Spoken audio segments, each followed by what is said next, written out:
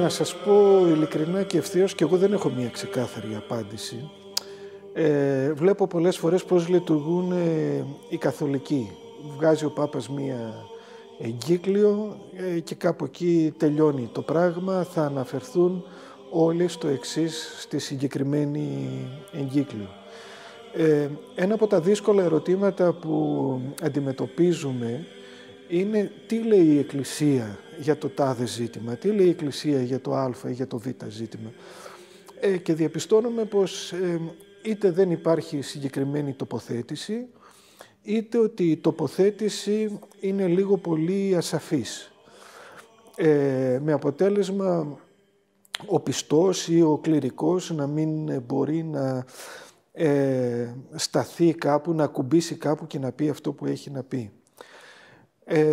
Βέβαια, από την άλλη πλευρά, ενδεχομένως και εμείς έτσι να λειτουργούμε με μια διάθεση, θα έλεγα, πνευματικής οκνηρίας. Να θέλουμε δηλαδή κάτι έτοιμο, να ακουμπήσουμε και να πούμε αυτό ισχύει, αυτό λέει, να μην θέλουμε να πάρουμε την ευθύνη πάνω μας, να ψάξουμε, να δούμε ποιο είναι το πνεύμα της παράδοσής μας, το τι θα μπορέσουμε να πούμε στο ένα και στο άλλο ζήτημα. Από την άλλη πλευρά, βλέπουμε ότι πολλές φορές και η Καθολική Εκκλησία έχει βρεθεί σε αδιέξοδα, σε μεγάλα προβλήματα, ακριβώς εξαιτίας συγκεκριμένων τοποθετήσεών της. Και οι κοινωνίες στις οποίες απευθύνεται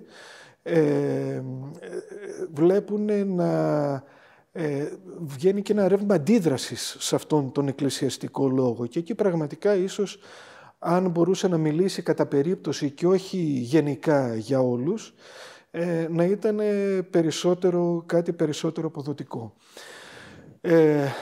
Νομίζω πως η Εκκλησία οφείλει πάντοτε να λαμβάνει υπόψη της, και αυτό το κάνει σε ένα βαθμό, να λαμβάνει υπόψη της τις ανάγκες που υπάρχουν γύρω μας.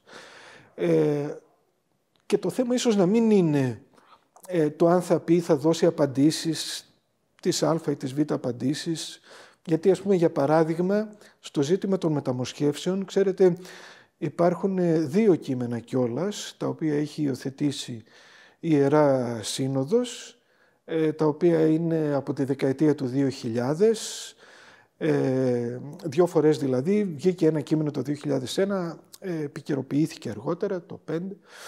Λοιπόν, υπήρξαν όμως ιεράρχες και πιστοί, οι οποίοι κάνανε συνέδρια τα οποία ούτε λίγο ούτε πολύ ήταν ενάντια στα συγκεκριμένα κείμενα, και όταν τους ρώτησαν είπαν εντάξει, είναι κάποια κείμενα, τα έβγαλε μια επιτροπή, η Επιτροπή Βιοηθικής της Συνόδου, αλλά δεν είναι και ιεροί κανόνες, δεν είναι δόγματα, δεν τα δεχόμαστε κι εμείς. Ενδεχομένως το ζήτημα να μην είναι αυτό, αλλά το ζήτημα να είναι το πόσο μπορεί ο λόγος της Εκκλησίας να παρηγορήσει τον άνθρωπο. Θυμάμαι δηλαδή μία χαρακτηριστικά εύστοχη τοποθέτηση του νυν Αρχιεπισκόπου, όταν υπήρχαν στην Αθήνα επεισόδια σχετικά με τον θάνατο πριν πολλά χρόνια του Αλέξη Γρηγορόπουλου, και ρώτησαν τον Αρχιεπίσκοπο, εσείς τι έχετε να πείτε γι' αυτά, και λέει, τι να πω, τι μπορεί να πει ένας πατέρας όταν το ένα παιδί του σκοτώνει το άλλο. Και αυτό ακριβώς δείχνει την ματιά της Εκκλησίας. Είδαμε πρόσφατα με τα ζητήματα της πανδημίας, όπου οι αποφάσεις της Εκκλησίας από άλλους θεωρήθηκαν άτολμες, από άλλους θεωρήθηκαν σοφές και από άλλους θεωρήθηκαν απαράδεκτες. Είδαμε και μέλη του Ποιμνίου να πηγαίνουν να διαμαρτύρονται, να διαδηλώνουν έξω από την Σύνοδο.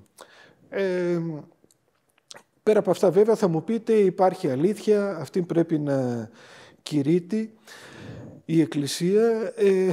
Εν πάση περιπτώσει νομίζω ότι Φυσικά έχει και μία ευθύνη αυτό που θα λέγαμε οδηγού, δεν μπορεί να έρχεται πίσω από το πίμνι, οφείλει να δείχνει την αλήθεια, οφείλει να δείχνει μπροστά, αλλά νομίζω πως σε τελική ανάλυση αυτό το οποίο έρχεται να κάνει είναι να σηκώνει το πνευματικό βάρος, το πνευματικό φορτίο των ανθρώπων και ειδικότερα σε εποχές πόλωσης, σε εποχές όξυνσης και αντιπαραθέσεων. Η Εκκλησία πρέπει να το δείχνει αυτό έστω και με δικό της κόστος, έστω δηλαδή και αν δεν αρέσει αυτό. Οφείλει να δείχνει δηλαδή ότι η ίδια είναι υπέρ της ζωής, υπέρ της του κόσμου ζωής, ότι είναι παρούσα για να αγιάζει και να μεταμορφώνει τον κόσμο, δεν είναι απούσα, θα πει αυτό που έχει να πει, ανεξάρτητα από το τι θα ακούσει, αλλά φυσικά η Εκκλησία πάντοτε πρέπει να θυμόμαστε ότι δεν είναι μόνο ο Αρχιεπίσκοπος, η Σύνοδος, οι Μητροπολίτες, είμαστε όλοι. Και φυσικά κάθε μέλος έχει και τη δική του ευθύνη απέναντι σε όλα αυτά. Μπορεί εγώ να βγω και να πω η Σύνοδος δεν είπε το ένα, δεν είπε το άλλο, δεν έκανε αυτό, δεν έκανε εκείνο. Αυτό είναι και λίγο εύκολο. Είναι και μια ευκολία το να βγω και να κάνω κριτική. Το δύσκολο είναι για μένα εγώ να μπορέσω στη δική μου ζωή, στη δική μου καθημερινότητα να μεταφέρω αυτό το μήνυμα. Και θα πρέπει να με προβληματίζει πολύ περισσότερο αυτό παρά το τι κάνει κάποιος άλλος.